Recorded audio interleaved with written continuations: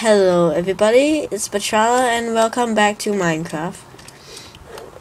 More specifically, welcome back to another redstoning video. Today I'm gonna be talking about clocks and a little bit of logic gates. So let's just get started with it. First clock we have here, clock A, according to Minecraft wiki, is a rapid pauser or a 1 clock. Basically, I have this switch here to stop it from blinking. When I let go of this switch, that is, remove the power over here, all these torches will burn out, and this line of redstone right here, yeah, you can see it's flashing. And the way it works is that, let me just stop it. It's kind of an annoying sound. So the way it works is that the torch will power the block above it, and the block above it will power the redstone, and the redstone will power the torch, and and it will just go in a continuous loop, something like this. But the reason why you don't put just one is because, as you saw, the torch burns out.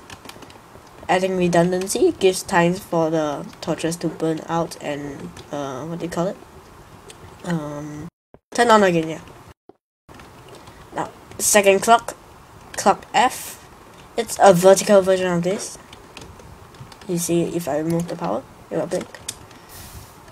And before I go on, I forgot to explain why this thing controls whether the thing is blinking or not.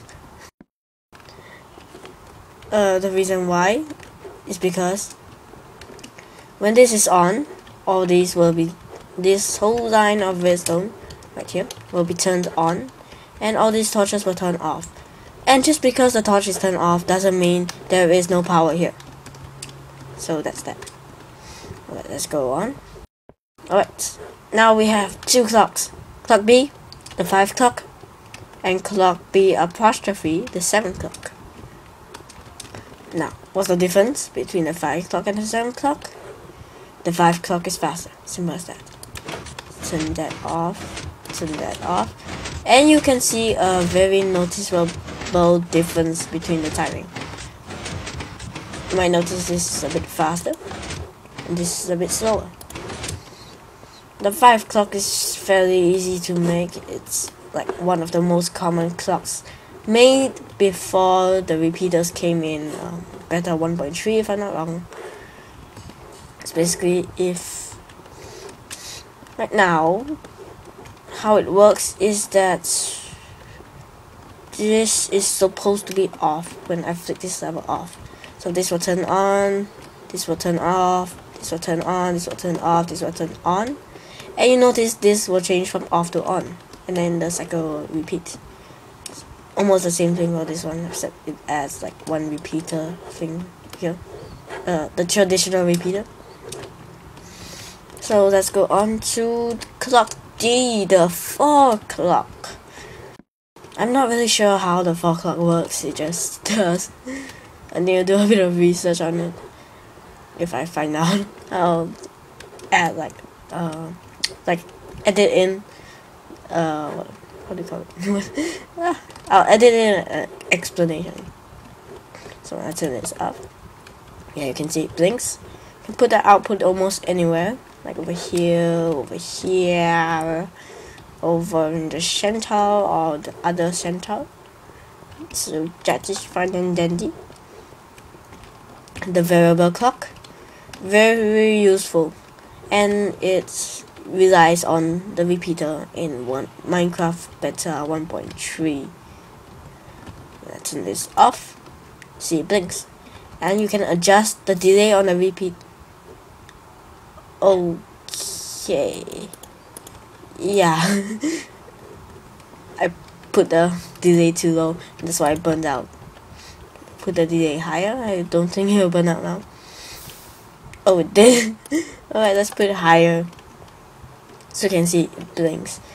The power from redstone torch will power this line, go through the repeater, and power the torch again. And then it will turn off and turn on and turn off and on and on. And yeah, you can extend the delay between the between the blink, yeah, by adding more repeaters. So you can see the blink is shorter now. The blink is more delayed now. So let's stop that. Let's quickly go through all these little clocks. And this is the piston clock, a variable one to be exact. You can adjust the delay on this, like over there, so that you have a bigger delay between the blinking stuffs.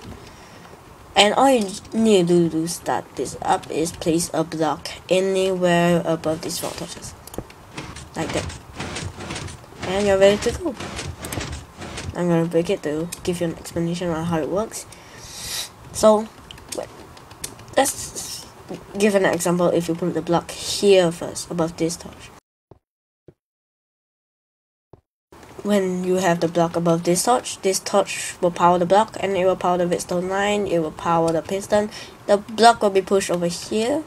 This redstone torch will power the block, and this redstone line, and push, and and push again. Power and push and power and push. So it basically goes in a loop. The second piston clock is more stable according to the wiki.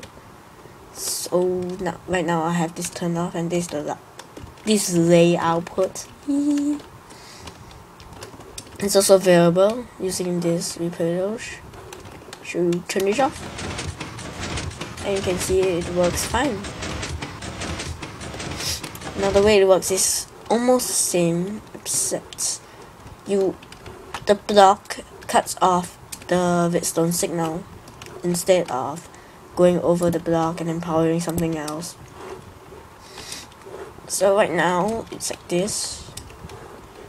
The power is cut off. So when I turn this switch off, this power will be cut off completely, and this torch will turn on. This will push over, cut off the power to this line, and retract this piston, and this will be powered, and do it all over again. Yes, that is very nice and dandy. So now now that we covered pretty much all the clocks, we're gonna be going into the ABBA switch.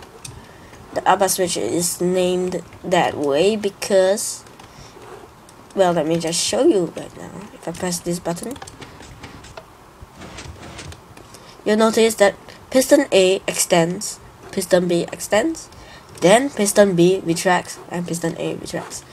The way it works is that the button will power the power over here, and turn this torch off and turn this torch on, and the power will go through here, power this, do the same thing for this, and then it will continue powering this from where this left off, and then once the power in here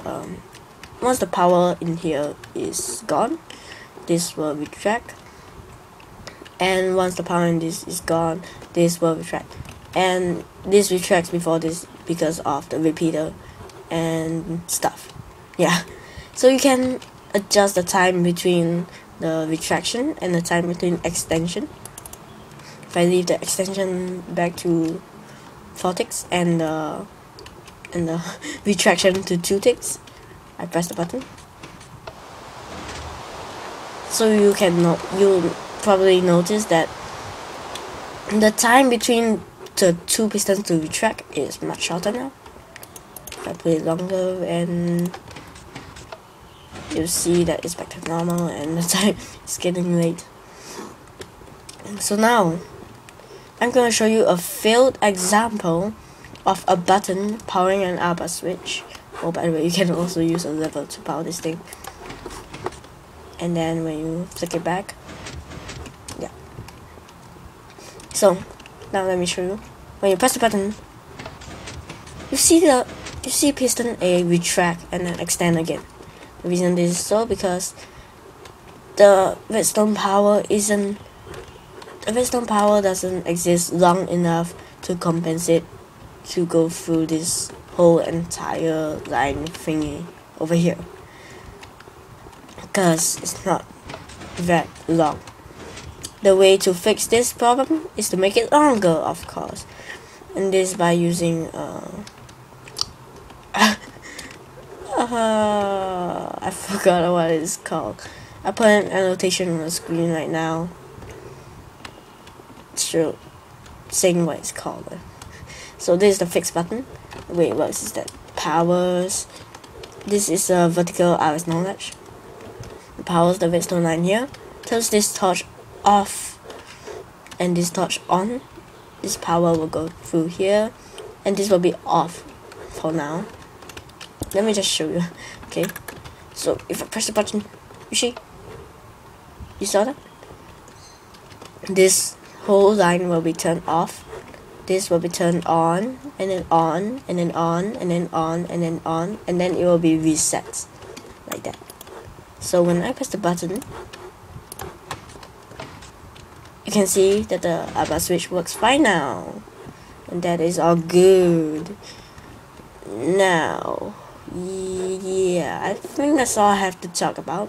Let me see, not logic case, clocks, upper switch. Yeah, that's pretty much it.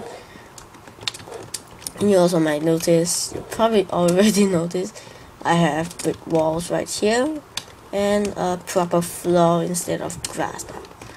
I just added it using MC Edit, and you notice a fountain right there. Oh, I almost forgot. Let me go into the fountain. See a ladder? Flick the switch. Get out of here.